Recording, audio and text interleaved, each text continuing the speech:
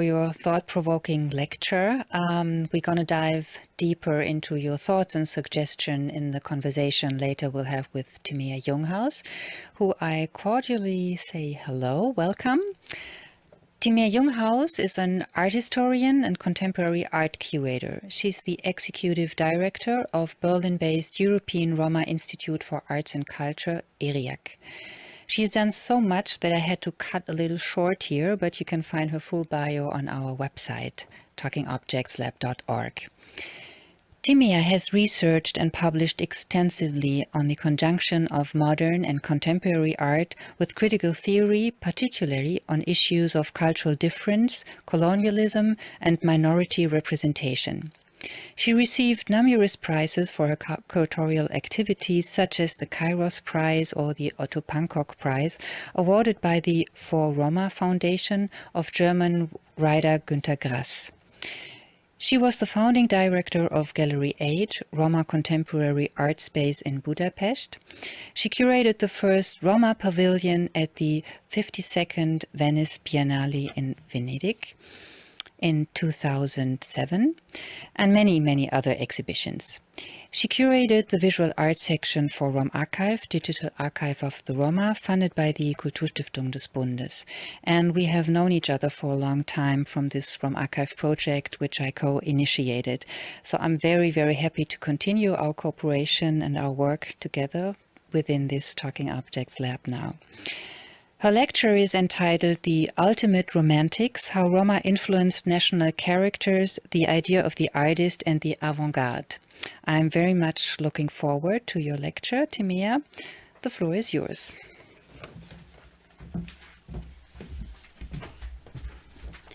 Thank you, Isabel, for the introduction.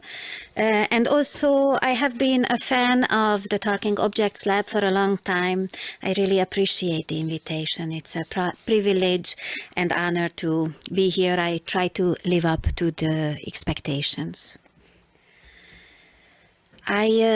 Before I start to launch this lecture, I must make a note on terminology.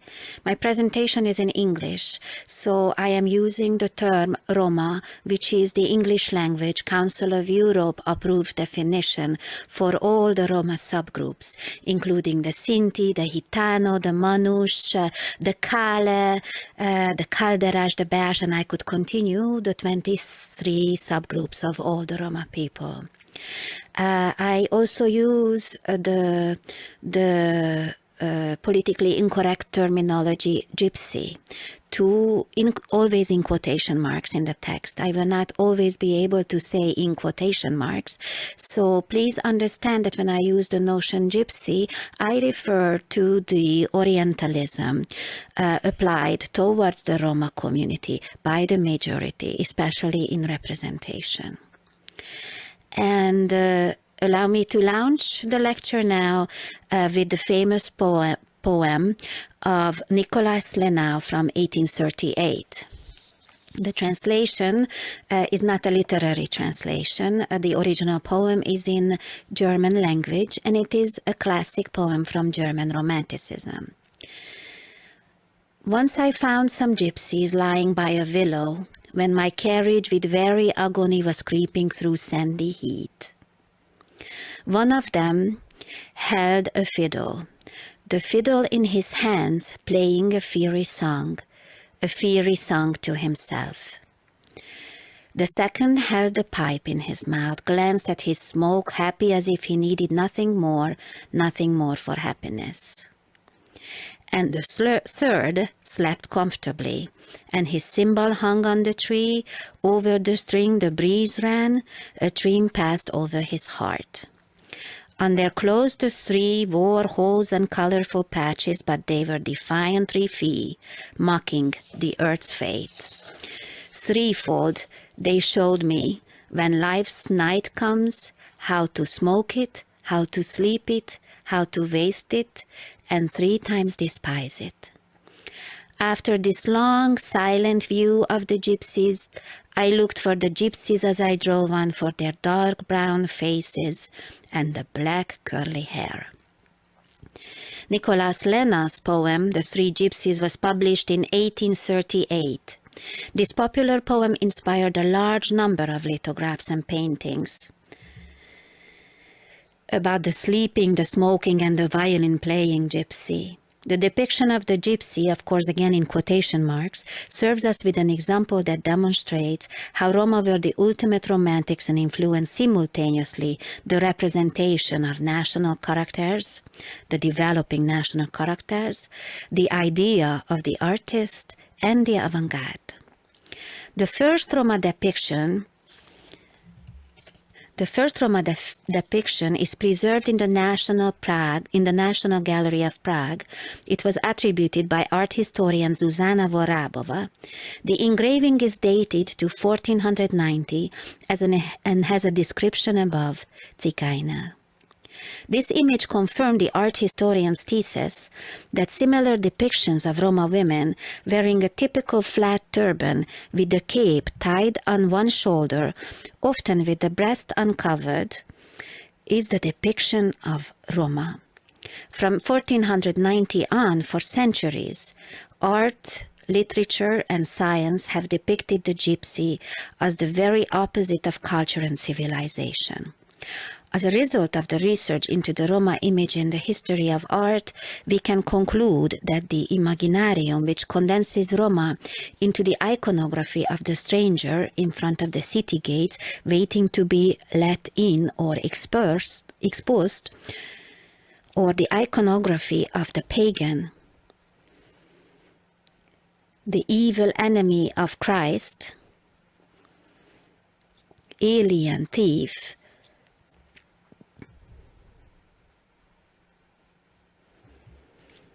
and ugly, these iconographical stereotypes and types already developed in the 15th and 16th century.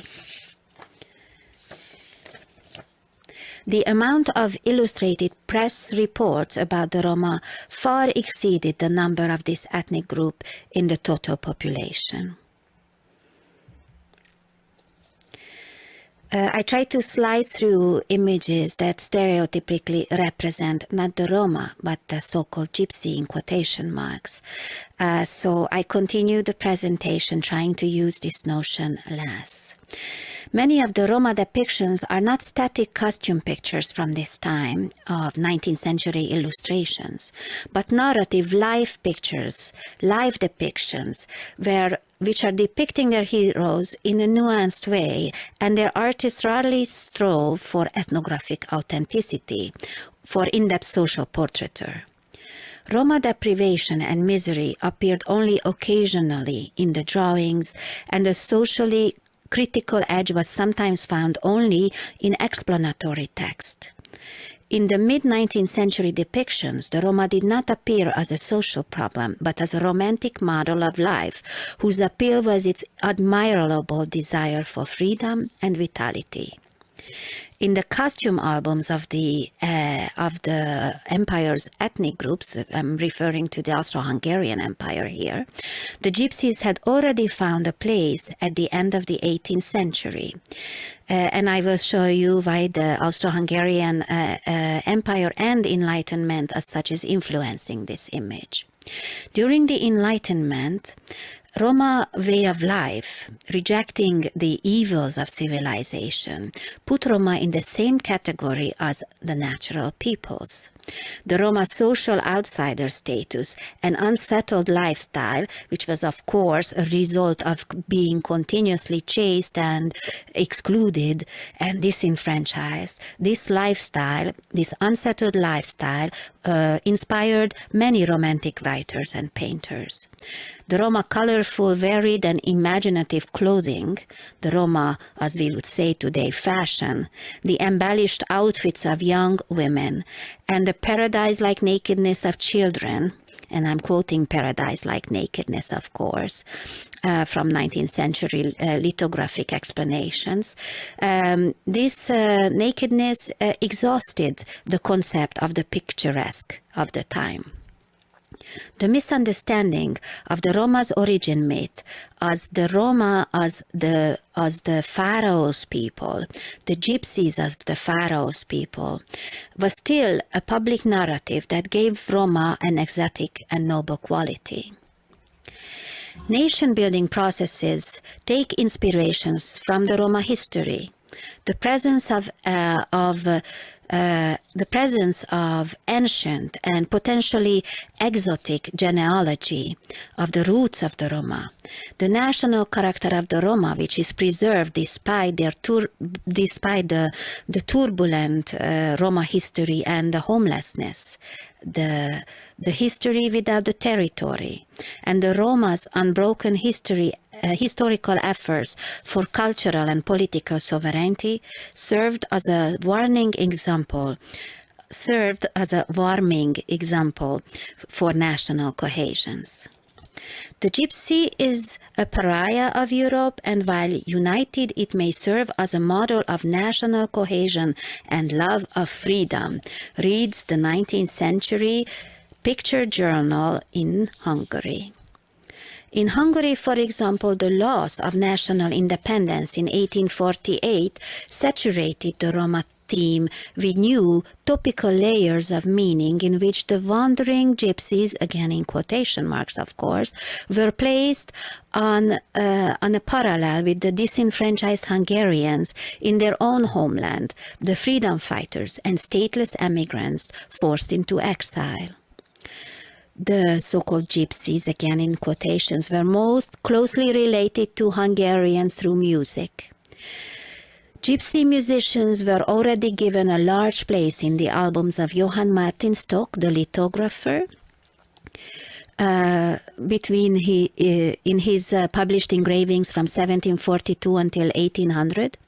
And later they were also a constant feature in ethnographic publications on the ethnic groups of Hungary. The image of the musician gypsy was gradually merged with that of the Hungarians abroad, and their characteristics became part of a Hungarian national self-image. It is common knowledge today that Ferenc Liszt, the composer, derived Hungarian music from music that Roma played. Liszt was not just merely using the topos that was widespread throughout Europe. In Hungary, Austria, in Munich, wherever an important event occurred, only Roma could be faithful interpreters of the mood and the passionate national emotions. The author of the Sunday paper in Hungary described in 1849, the gypsy musicians are the only spiritual companions of patriots, full of imagination, wit, and originality. In the days of bitterness and sorrow, this comforted me, it inspired me with its resounding tree. Hungarian and Magyar entertainment is more possible without wine than without gypsies. Again, this is in 1849. While we just described how the gypsy, in quotation, character becomes the iconography of the free, sovereign, and cultural nation, ironically, we can also prove how Roma become the exact antithesis to the nation, to the antithesis to bourgeois ideas such as indulgence, diligence, or provision. The three gypsies published in 1848, the sleeping, the smoking, and the violin-playing gypsy, stand for a seemingly carefree idle existence. The gypsy, in quotation mark, also stands for a longing for an unfettered lifestyle, close to nature, beyond the bourgeois constraints and upheavals of modern day and later industrial society. Both the stigma of the savage and primitive and the romantic glorification have endured subliminally to this day, not least in popular culture. The gypsies inhabit Bohemia, the locus of 19th century counterculture, a way of life embraced by the artists and other rebels, outcasts, and outsiders of the 19th century. The originally French word Bohemian is actually a derogatory term for French Roma, used for the Roma population.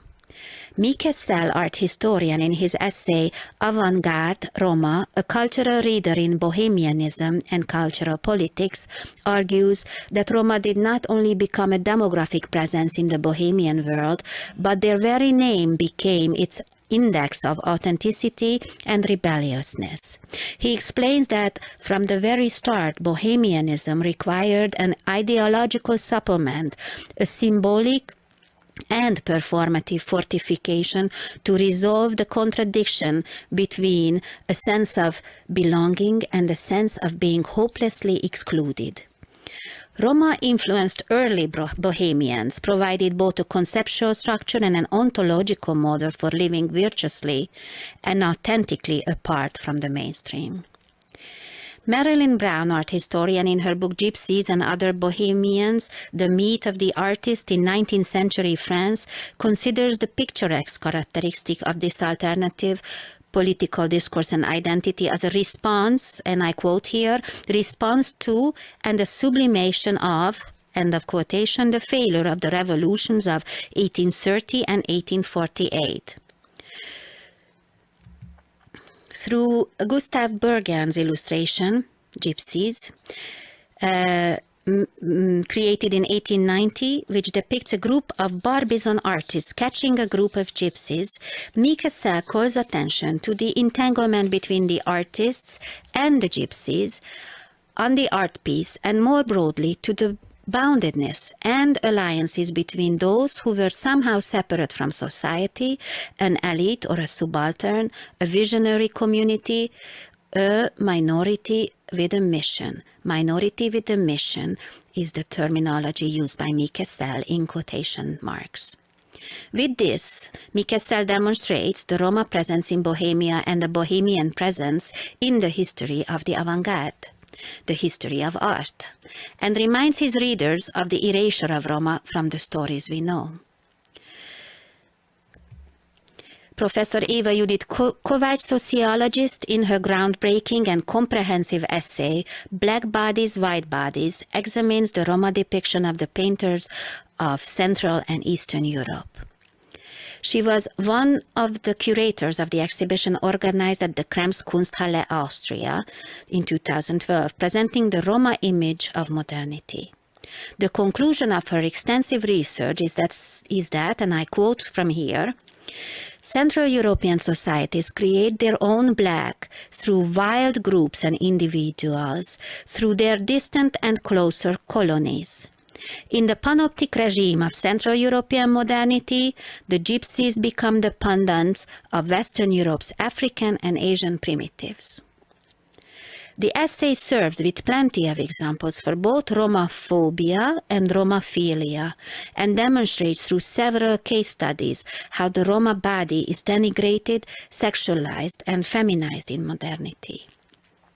It also draws attention to the white majority's attitude, desire, and mood, which she claims is, in quotation mark, projected onto the Roma body. A good example of the differing attitudes of the period is available in the oeuvre of one specific composition by Lajos Kunfi, who was announced Le Peintre de Tzigane, the painter of the gypsies, by the newspaper Paris Midi in 1913 after his exhibition in Paris. His diary contains detailed descriptions about the Roma in his paintings. Quotation starts, I started painting gypsy pictures in 1905. I found these people very picturesque as they were making wooden troughs, sitting around their canvas stands, cooking. Their children were running around naked, making a primordial, primitive impression. There is no doubt they are from India. When Albert Besnard returned back home to France from his Indian tour, and I saw the types he collected, I even told him that he needn't travel that far. He can find figures like this in Hungary. My gypsy pictures sold well. I hardly have any left. But what happened to the gypsies? They stopped wearing long hair. In 1914, those who were conscripted to the army had their hair cut short. They came back came back to me after the war so that I would paint them again, because they like this easy income but with short hair. Later on, even the children cut their hair because they figured it was more comfortable that way. I was less interested in the men this way. I just painted a few pretty girls or the so-called Kolompa gypsies whose costumes are a lot more colorful. End of quotation. The idea that the gypsy in quotation mark is black is present in literary sources and contemporary discourses alike. As Jan Hancock, a Roma public figure and scholar, notes, in quotation, Roma have long depended on a system of black and white imagery. He describes, and end of quotation, he describes how the Romani word for Eastern Europe, where the highest number of the Roma community lives, is actually Kali or Ropa. The Roma experience in Europe is a 1,000-year history. A history of larger and smaller genocides, expulsions, evictions, racist discrimination, stateless dependence on majorities. This condition is what Giorgio Agamben, the philosopher, describes as the condition of the refugee. The refugee represented disquieting element in the order of the nation-state, primarily because by breaking the identity between the human and the citizen, and that between nativity and nationality, it brings the original fiction of sovereignty to crisis. The refugee, an apparent marginal figure, unhinges the old trinity of state, nation, and territory. Inspired by Hannah Arendt's famous statement made in 1943, refugees, quotation starts, refugees expelled from one country to the next represent the avant-garde of their people, end of quotation. Ethel Brooks, a Romani scholar, feminist studies expert and professor at Rutgers University, concludes, in quotation mark, Roma are the avant-garde. A possible realization of the desired decoloniality is the reconstruction of the stories belonging to the Roma models of the past. Very few of the many thousands of representations of Roma throughout the ages are of real people.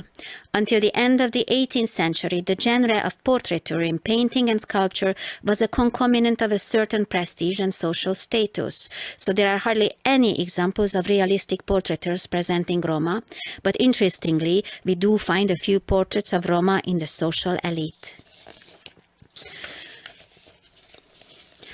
The gypsy topic, again in quotation marks, is a curiosity at this time in Budapest and in both the Budapest and the Munich art academies, which inspire other academies to join, where the models are primarily Roma.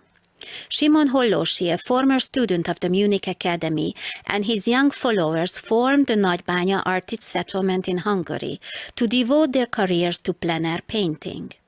As Béni Ferenc recalls, quotation starts, only the gypsies were willing to show themselves naked.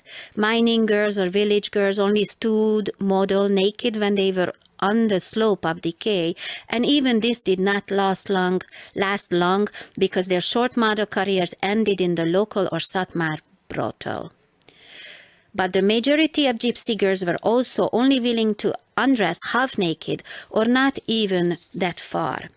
The most beautiful, the card reader on the 3-person composition Gypsies painted by my father was Esther Kreutzer. She set model for everyone, but only in clothes. We are currently writing the history of the influence and fertilizing effect of Roma models on European art history. For example, the contribution of American Roma woman who was the model of Auguste Rodin, Bourdelle, and the Hungarian artist in Paris, Ripple Ronai. Ripple invited her to Hungary, and Fenella Lovell became a resident of his Villa Roma.